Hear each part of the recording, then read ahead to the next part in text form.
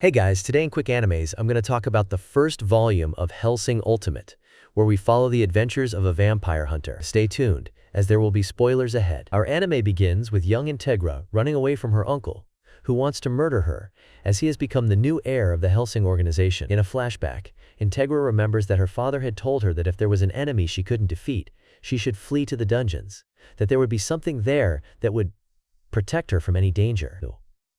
We return to Integra running to the dungeons. She arrives in front of a door, and when she opens, she ends up seeing a body lying on the floor full of restraints. While she is distracted, her uncle ends up arriving and shoots her. The shot ends up catching her arm, but the blood that comes out of her ends up waking up the corpse that starts licking the blood from the floor.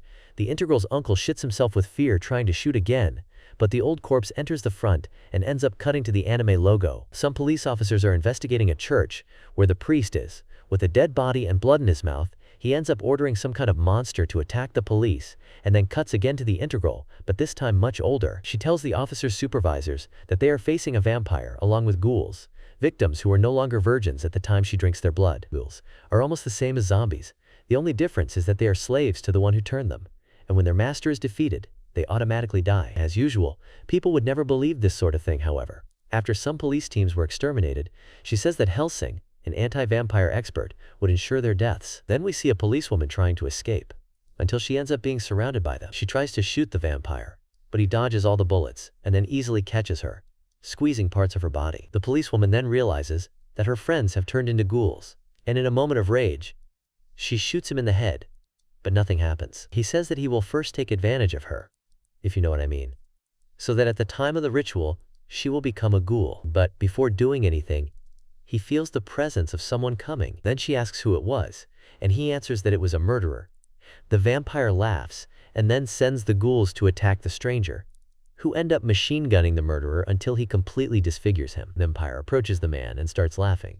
However, the killer regenerates, with a smile on his face, and then pulls out a silver revolver, killing everyone with silver explosive bullets, and baptized by the church. The vampire tries to bargain with the killer by taking the policewoman hostage, but the killer just asks if she was a virgin, shooting through her lungs and hitting the vampire in the heart, right after the policewoman says she was a virgin. Again, we have a flashback where we find out that the killer's name is Alucard, and that he was also a vampire. After finishing the vampire, Alucard comes close to the policewoman, almost dead, and Alucard asks what it's going to be.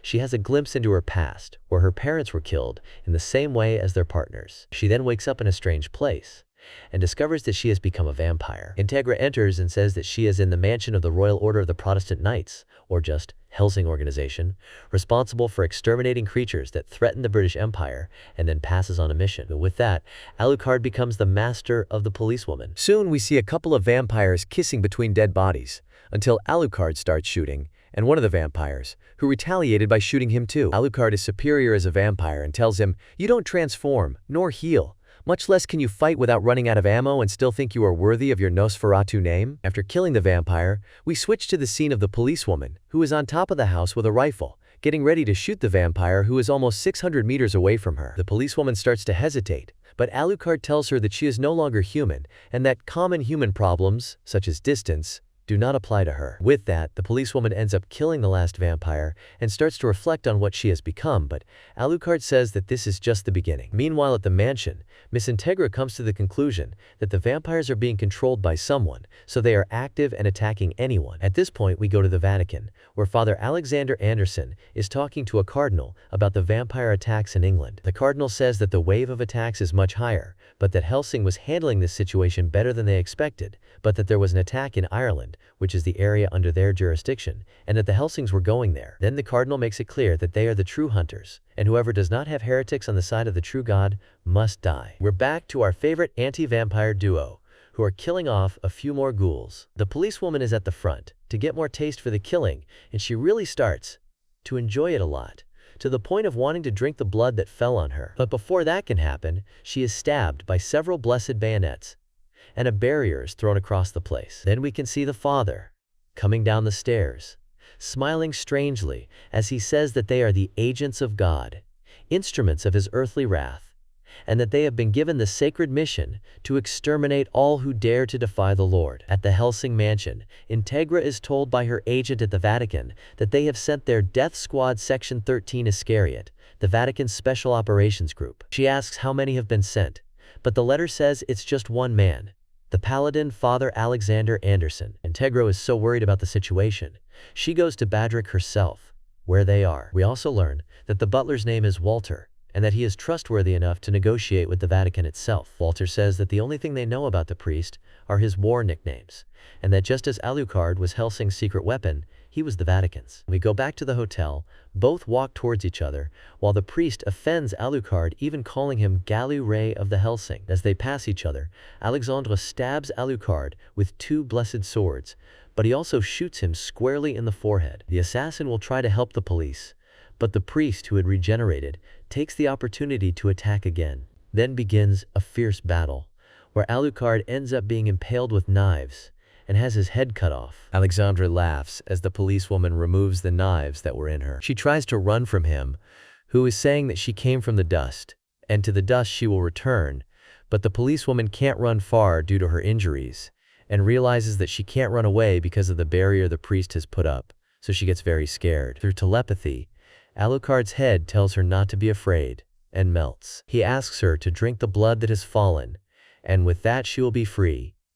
He even calls her by her name, Seras Victoria. The priest arrives, and when he is about to deliver a deadly attack, Miss Integra shoots his bayonets, destroying them. They both start talking, and Integra says that the Vatican had an agreement with Hellsing, and that this was a serious violation of him. She orders him to leave so as not to create a crisis between the groups, but the priest refuses, advancing on her and killing 2 of the Integra's henchmen. Integra defends himself, and realizes he does biochemical regeneration with steroids, and calls him a monster. The priest says that everyone at Hellsing is weak, and that he had decapitated his street sweeper. Integra laughs, and tells him to leave if he wanted to live, because if he took too long, Alucard would come back to life. The priest sees some bats, and soon the room is full of them. Integra says he is no ordinary vampire. Cutting off his head and piercing his heart would not destroy him. She says that just as he is the pinnacle of anti-vampire technology, the Hellsing house has spent a century turning him into the ultimate undead, the vampire, Alucard. Then the assassin returns from the dead, and an intense fight begins. Anderson cuts off his arms, but Alucard instantly regenerates. Integra asks if he understands now, and the priest says he realizes he doesn't have enough weapons to kill him, leaving the place using a holy book. Alucard and Integra start a conversation about breaking the agreement, and Integra says they would pay dearly for it, but that this is not the time, as a reasonably strong secret organization was behind the incidents. Alucard says it's only her giving the order, as he can exterminate them, annihilate them, or even turn them to dust. Integra says it would be at the right time, and the killer responds by saying, "The pleasure is all mine." Finally, Alucard goes to talk to Sarah, and asks her why she didn't drink the blood. She says that she felt that if she drank the blood, she would lose something. Alucard calls her imbecile, and ends the conversation by saying that it was for the best, as it would be strange to see a shy creature like her wandering through the night. So he calls her, and the policewoman goes after her master. Integra then wonders if he was getting sentimental, or maybe this was the one who was once called the Count. The film ends with someone saying, "Ladies and gentlemen, we will continue with our plan for this one, and for the wars to come." That being a hook for the next film. Hey guys, of movies. I also have another channel called Beating Movies where I analyze movies and try to make better decisions to beat them, as well as another channel where I also do summaries, but this time, of movies. And you, would you have the courage to face Alucard? Tell me in the comments. And don't forget to like the video and subscribe to the channel by activating the bell to receive notification of the next videos here at Summarizing Animes. Thank you so much for watching, and until next time.